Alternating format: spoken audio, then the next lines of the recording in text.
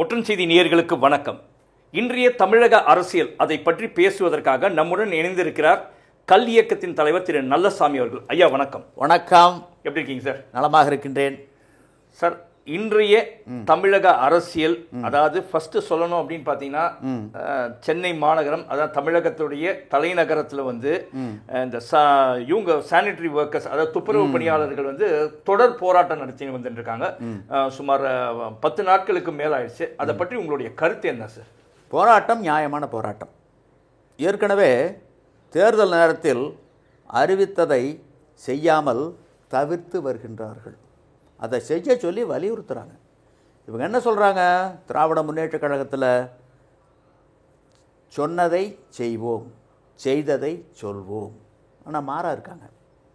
அதனால் தேர்தல் நேரத்தில் கொடுத்த வாக்குறுதி பணி நிரந்தரம், தனியார் மயமாக்கப்படாது, இந்த ரெண்டே அவங்க செய்ய தயாராக இல்லை. அதனுடைய வெளிப்பாடு தான் அந்த போராட்டம். போராட்டம் நியாயமான போராட்டம். ஆக கனவினும் இன்னாது மன்னோ, சொல்வேறு செயல்வேறு பட்டார் தொடர்பு. சொல்லு செயலும் மாறுபடுறவங்களுடைய உறவு கனவுல கூட வரக்கூடாதுங்கிறார். அப்படிப்பட்டவங்க ஆட்சியில் அமர்ந்தால் எப்படி இருக்கும்?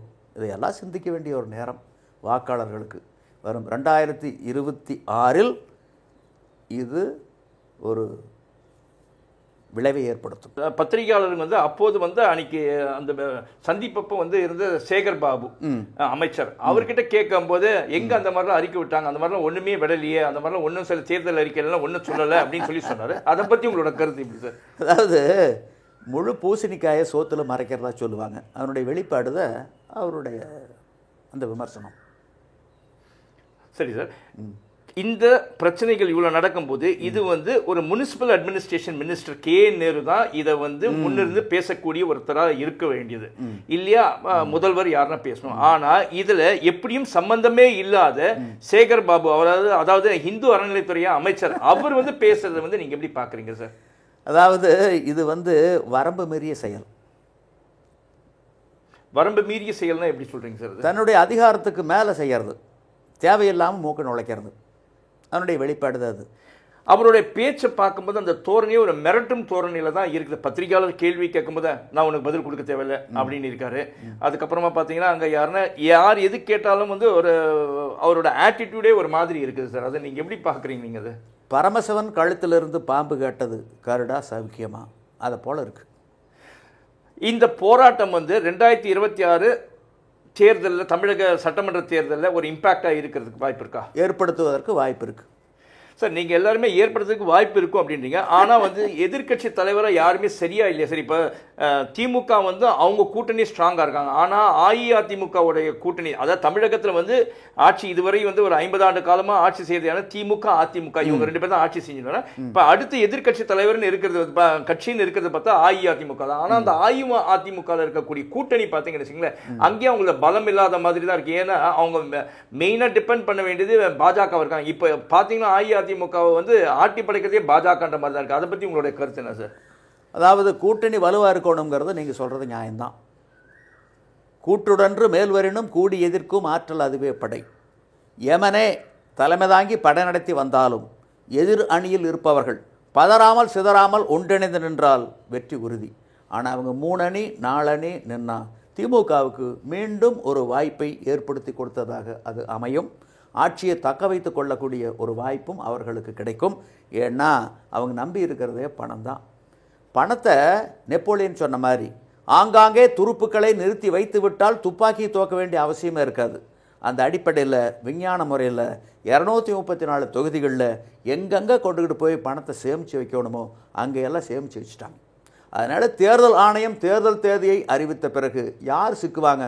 எங்கள் மாதிரி இருக்கக்கூடிய விவசாயிகள். ஆடு மாடு வாங்குறதுக்கு சந்தைசாரிக்கு போனால் 50,000க்கு மேலே கொண்டுக்கிட்டு போனால் நாங்கள் அகப்படுவோம். திருமணத்தை முன்னிறுத்தி நகை வாங்குறதுக்கு, ஜவுளி வாங்குறதுக்கு போகிறவங்க சிக்குவாங்க. ஆக அவங்க சிக்க மாட்டாங்க, அவங்க பணத்தை நம்பித்தான் இருக்காங்க. ஆக இன்றைக்கி அருளிலார் கபூலகம் இல்லை, பொருளிலார் கபூலகம் இல்லாகியாங்கு. அருள் இல்லாவோனா அங்கே வேலை இல்லை, பொருள் இல்லாவோனா இங்கே வேலை இல்லை. தேர்தல் நடக்கிறது அங்கேயா இங்கேயா? இங்கே எங்கே என்ன வேணும்? பொருள்.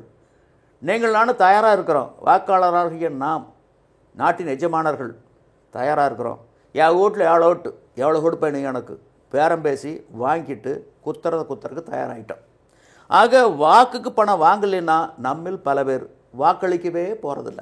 இதுதான் யதார்த்த நிலை. ஆக வெல்லுவது பணம். சரி சார், இப்போ நீங்கள் விவசாயத்தை பற்றி சொன்னதுனால ஒரு கேள்வி கேட்குறேன் சார். அதாவது சென்ற அஇஅதிமுகவும் சரி இப்போது நடக்கக்கூடிய திமுக ஆட்சியிலும் பார்த்தீங்கன்னா விவசாயம் வந்து குறைந்திருக்கிறதா தான் நான் பார்க்குறேன் சார். அதுதான் வந்து புள்ளி விவரங்களும் சொல்லுது தமிழகத்தில் பொறுத்த வரைக்கும் விவசாயிகள். ஏன்னா வந்து விவசாய நிலங்கள் பல இடங்களில் வந்து பிளாட் போட்டு விற்கப்படுது.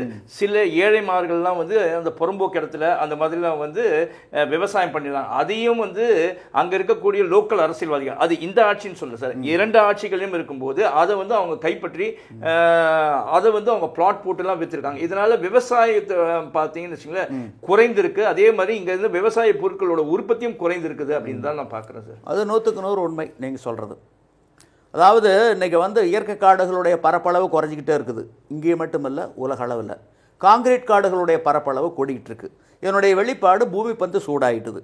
சில இடங்களில் பார்த்தீங்கன்னா வனம் தானே பற்றிக்கிட்டே இருக்குது. ஒரு பக்கம் காங்கிரீட் காடு எரியுது, இன்னொரு பக்கம் இயற்கை காடு எரியுது. இதனுடைய வெளிப்பாடு ஒட்டுமொத்த உலகம் அழிவினுடைய விளிம்பில் நிறுத்தப்பட்டிருக்கு. இப்போ தமிழ்நாட்டை பொறுத்தளவில் பார்த்தீங்கன்னா விவசாயம் பின்னோக்கி வேகமாக போயிட்டுருக்கு. காரணம் என்னென்னா, இவங்களுக்கு ஆட்சியாளர்களுக்கு விவசாயத்தை பற்றி அக்கறையே இல்லை. உதாரணத்துக்கு ஒன்று சொல்கிறேன் கேளுங்க. தமிழ்நாட்டில் இருக்கக்கூடிய மக்களில் நம்மில் 75% காவிரி நீர் தான் குடிக்கிறோம் இல்லையா? உண்மை. கடந்த ஆண்டு 3 முறை மேட்டூர் அணை முழு கொள்ளலை வெட்டுச்சு. உபரி நீர் 63 TMC கடலுக்கு போச்சு. இருந்தாலும் குருவி சாகுபடி சாத்தியம் இல்லை. இதை பற்றி சட்டப்பேரவையில் யாராச்சும் பேசினாங்களா? இல்லை பாராளுமன்றத்தில் நாடாளுமன்ற உறுப்பினர் யாராச்சும் வாய் திறந்தாங்களா? நடப்பாண்டில் 4 முறை மேட்டூர் அணை முழு கொள்ளலை வெட்டி உபரி நீர் இன்றைக்கி கடலுக்கு போயிட்டுருக்கு. கடற்கோடிக்கு உரிய நீர் போகலை. ஆக இவங்க என்ன பண்ணியிருக்காங்க? தூர்வாரதுன்னு சொல்லி பணத்தை வாரியிருக்காங்க. இதனுடைய வெளிப்பாடு தான். அதனால் பார்த்தீங்கன்னா இப்போது மேட்டூர் சரபங்கா உபரிநீர் திட்டத்தை நிறைவேற்றி இருந்தால், காவிரி வைகை குண்டாறு இணைப்பு திட்டத்தை செயல்படுத்தி இருந்தால், அந்த பகுதியில் மாநிலத்தினுடைய வடக்கு பகுதியில் 7-8 மாவட்டங்களில் இருக்கக்கூடிய ஏரி குட்டை கண்மாய்களுக்கு நீர் போயிருக்கும். பல சிற்றாறுகள் இணைச்சிருக்க முடியும். அதே மாதிரி இதை நிறைவேற்றி இருந்தால், காவிரி குண்டாறு வைகை இணைப்பு திட்டத்தை நிறைவேற்றி இருந்தால் 73 சிற்றாறுகள் இணைச்சிருக்க முடியும். 1000க்கும் மேற்பட்ட பல்லாயிரம் ஏரி குட்டை கண்மாய்களுக்கு நீரை கொண்டுக்கிட்டு போய் சேர்த்துருக்க முடியும். நிலத்தடி நீர் செறிவூட்டப்பட்டிருக்கும். இது ஒரு மழைநீர் அறுவடை திட்டம். அதே மாதிரி பார்த்தீங்கன்னா மயிலாடுதுறை மாவட்டம், கடலூர் மாவட்டம் தடுப்பணை திட்டத்தை நிறைவேற்றியிருக்கலாம். அப்படி நிறைவேற்றி இருந்தால் கடந்த ஆண்டு அந்த 63 TMC கடலுக்கு போயிருக்காது. நடப்பாண்டில் இவ்வளவு தண்ணி போயிருக்காது. இதனால் வந்து பாசன பரப்பளவு வந்து வெகுவாக கூடியிருக்கு. இதை பற்றி அக்கறை இல்லை. இன்றைக்கி ஆளுகின்ற கட்சி ஓரணியில் தமிழ்நாடு புறப்பட்டாங்க சுற்றுப்பயணம். எதிர்கட்சி மக்களை காப்போம், தமிழகத்தை மீட்போம், அவங்க புறப்பட்டாங்க. இன்னொருத்தர் மருத்துவர் அன்புமணி உரிமை மீட்க தலைமுறை காக்க அவரும் புறப்பட்டார். இன்னொரு அம்மா அவங்க என்ன பண்ணியிருக்காங்க? இல்லம் தேடி உள்ளம் தேடி இல்லம் நாடி அவங்களும் புறப்பட்டாங்க. இப்படி புறப்பட்டு போயிட்டுருக்காங்களே சுற்றுப்பயணம். யாராச்சும் ஒருத்தராவது இந்த காவிரி பிரச்சனையை பற்றி வாய் திறந்துருப்பாங்களா? எங்கேயாச்சும் ஒரு இடத்துல திறந்துருப்பாங்களா? கடந்த 28 ஆண்டுகால சட்ட போராட்டம், அதுக்கு பின்னாடி 7 ஆண்டுகள், இந்த 35 ஆண்டுகளில் கர்நாடகா தமிழ்நாட்டுக்கு எப்போ தண்ணி திறந்திருக்காங்க? தீர்ப்பை மதித்து இடைக்கால தீர்ப்பு, இறுதி தீர்ப்பு, மேன்முறையீடுகள் மீதான தீர்ப்பு, காவிரி மேலாண்மை ஆணையத்தினுடைய உத்தரவு, ஒழுங்காற்று குழுவினுடைய வழிகாட்டுதல், இதன்படி எப்போ திறந்திருக்காங்க? திறக்கவே இல்லை. இனிமேல் தேக்கினால் கர்நாடக நீர்த்தேக்கங்கள் உடையும். அணைகளுடைய பாதுகாப்பு கருதி தமிழ்நாட்டையும் புதுச்சேரியும் வடிகாலாக வச்சுத்தான் உபரிநீர் திறந்திருக்காங்க. உரிமை நீர் திறக்கப்படவில்லை. நேற்றுக்கு திறக்கல, இன்னைக்கு திறக்கல, நாளைக்கு திறக்க போகிறதில்லை. ஆகவே 2033 வரையில் ஏன் காத்திருக்க வேண்டும்? இது ஒரு ஏட்டு சுரைக்காய், காணல் நீர் மாயமான். சரியான இலக்கை நோக்கி வழக்கு நடத்தப்பட்டு இருந்தால், ஒரு தீர்ப்பை பெற்றிருந்தால் இந்த நிலம் வந்திருக்குமா? தினந்தோறும் நீர் பங்கீடு என்ற இலக்கை முன்னிறுத்தி வழக்கு நடத்தப்பட்டு ஒரு தீர்ப்பை பெற்றிருந்தால், அந்த அடிப்படையில் தினந்தோறும் தமிழ்நாட்டுக்கும் புதுச்சேரிக்கும் உண்டான உரிமை நீர் பங்கிட்டு விகிதாச்சாரப்படி, என்ன விகிதாச்சாரம்? கர்நாடகாவுக்கு 284.75 TMC, தமிழ்நாட்டுக்கும் புதுச்சேரிக்கு 177.25 TMC, கேரளாவுக்கு 21 TMC. அந்த விகிதாச்சாரப்படி தினந்தோறும் பங்கிட்டு தினந்தோறும் மேட்டூர் அணைக்கு கொண்டு வரப்பட்டு சேமிக்கப்படுவதாக இருந்திருந்தால், எதுக்கு இரு மாநில உறவு கெடுது? எதுக்கு மோதல் வருது?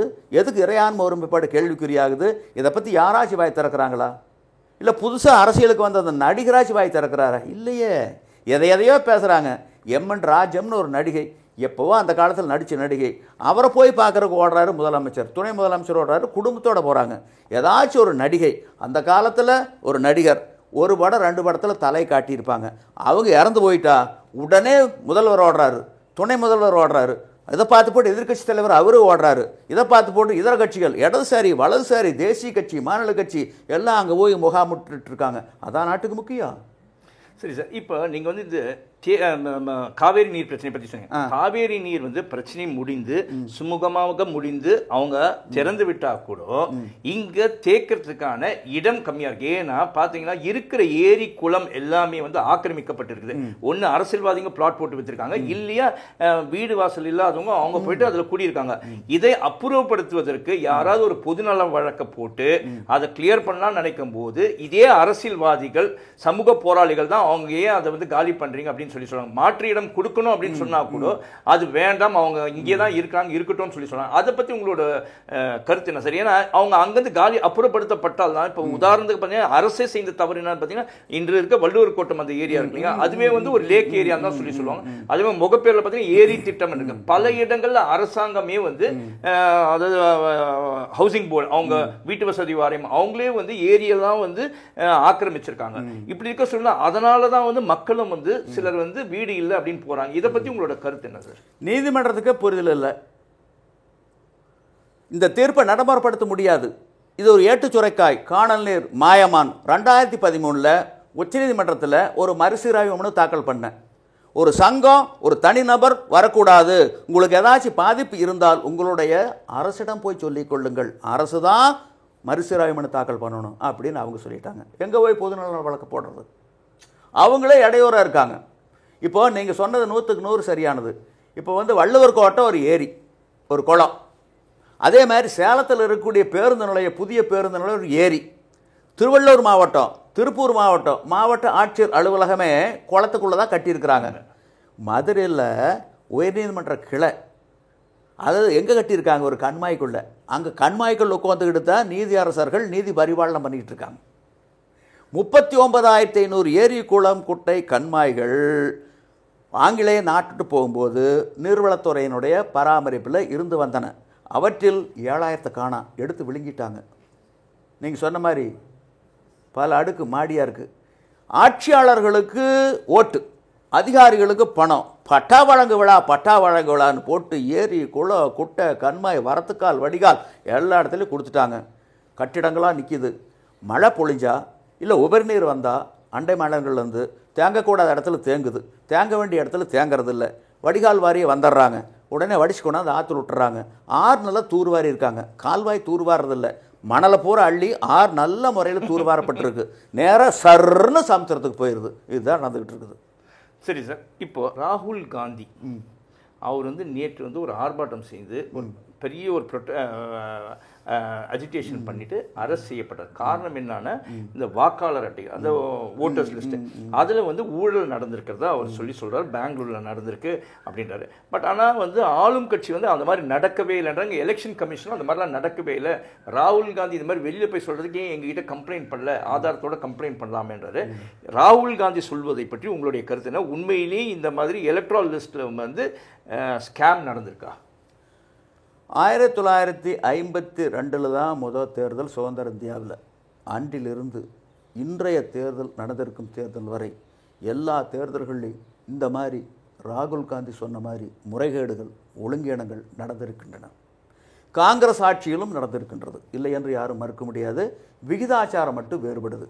நீங்கள் டிஎன் சேஷன் போன்றவர்கள் ஆளுமையான தேர்தல் ஆணையாளர்கள் இருந்தபோது இந்த அளவு வெகுவாக குறைந்திருக்கின்றது. ஆளுமை இல்லாத ஒருவர் தலைமை தேர்தல் ஆணையராக வந்துவிட்டார், இந்த மாதிரி குற்றங்கள் முறைகேடுகள் கூடுதலாக நடந்திருக்கின்றன. இதுதான் உண்மை, இதுதான் யதார்த்தம். சரி சார், ஏன் எலெக்ஷன் கமிஷனர்ஸ்னால டிஎன் சேஷன் ஒருத்தர் இருந்தார், அவர் எடுத்த மாதிரி ஒரு ஸ்ட்ரிஞ்சன்ட் ஆக்ஷன், அதாவது கடுமையான நடவடிக்கைகளை ஏன் இப்போ இருக்க இது வந்து ஒரு அட்டானமஸ் பாடி தான் எலெக்ஷன் கமிஷன், ஏன் அந்த எலெக்ஷன் கமிஷனர் எடுக்க மாட்டாங்க? அதற்கான காரணம் என்ன இருக்கு? அரசியல்லேருந்து ஏதாவது மிரட்டல்கள் எதனா இருக்கிறதுக்கு வாய்ப்பு இருக்குமா? டிஎன் சேஷன் கை சுத்தம், அவர் எனக்கு நல்ல நண்பர். அவர் தலைமை தேர்தல் ஆணையராக இருந்தபோது 1996 தேர்தல் சீர்திருத்தம் உள்ளிட்ட 32 கோரிக்கைகளை முன்னிறுத்தி மொடக்குறிச்சி தொகுதியில் உலக வரலாற்றிலேயே முதல் முறையாக 1000க்கும் மேற்பட்ட வேட்பாளர் நாங்கள் நிறுத்தினோம். அதில் பட்ட கஷ்டம் எனக்கு தான் தெரியும். முதல்ல ஜெயலலிதா அவர்களுடைய எதிர்ப்பு, ஆட்சி மாற்றத்துக்கு பின்னாடி கலைஞருடைய எதிர்ப்பு, இந்த இரண்டு எதிர்கொள்ள வேண்டியது இருந்தது. அந்த காலகட்டத்தில் பார்த்தீங்கன்னா அந்த தேர்தல் முடிஞ்ச பின்னாடி நடத்த முடியல. ஒரு மாதம் தள்ளி அப்புறம் தேர்தல் நடத்தினார். அதுக்கு பின்னாடி சேஷன் ஈரோடு என்னை பார்த்து பாராட்டிட்டு போனார். நீங்களாம் நல்லா இருக்கணும், நீண்ட ஆயுளோடு இருக்கணும், நான் சில நடவடிக்கைகள் எடுத்தால் அதிக பிரசங்கி அப்படின்னு இந்த அரசியல் கட்சி தலைவர்களை விமர்சனம் பண்ணுறாங்க.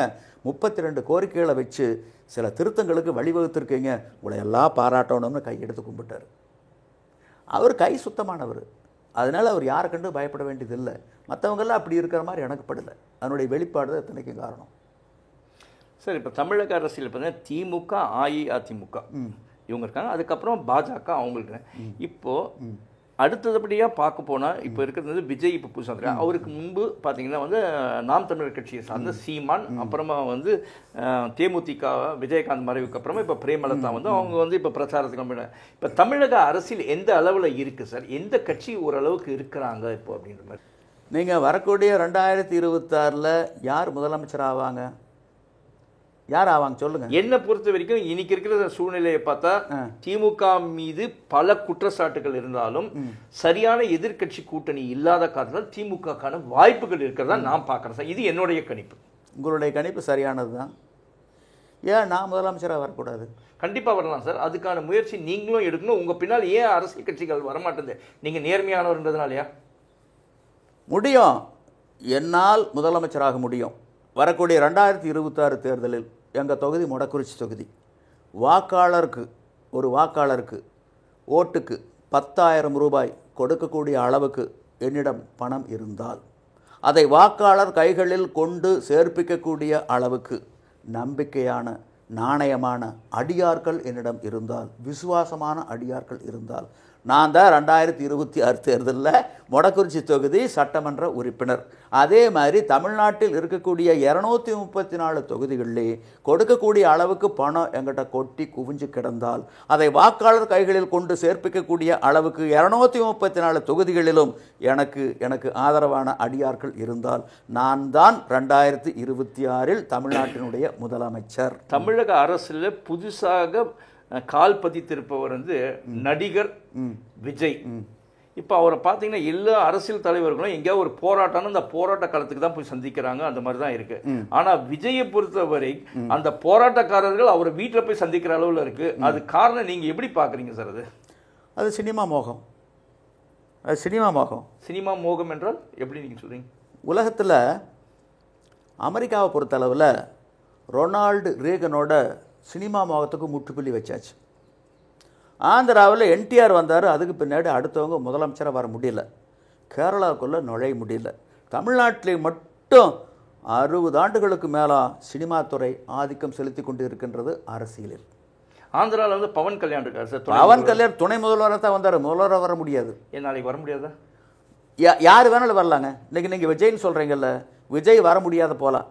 இப்போ திரிசான்னு ஒரு நடிகை, அந்த நடிகை ஒரு கட்சி ஆரம்பித்தா விஜய் விட்டு போட்டு நாங்கள்லாம் திரிசா பின்னாடி போயிடுவோம். அந்த அளவுக்கு தான் தமிழ்நாட்டினுடைய அரசியல் அறிவு இருக்குது. உதாரணம் ஒன்று சொல்கிறேன் கேளுங்க. கேவலம், வெக்கக்கேடு, வேதனை சொல்லக்கூடாது, இருந்தாலும் சொல்ல வேண்டிய ஒரு நேரம் சொல்லித்தாகணும், மக்களை பயிற்றுவிப்பதற்காக. நயன்தாரான்னு ஒரு நடிகை இருக்காங்க. அவங்க அறம்ங்கிற ஒரு படத்தில் நல்ல மாவட்ட ஆட்சியராக நடித்தாங்க.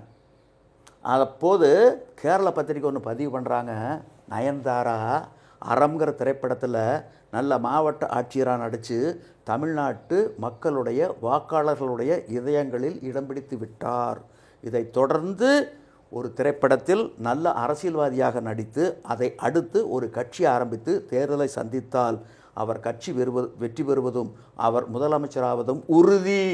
ஏனென்றால் தமிழர்கள் சினிமா மோகம் கொண்டவர்கள், நிழலை நிஜமென நம்பக்கூடியவர்கள்.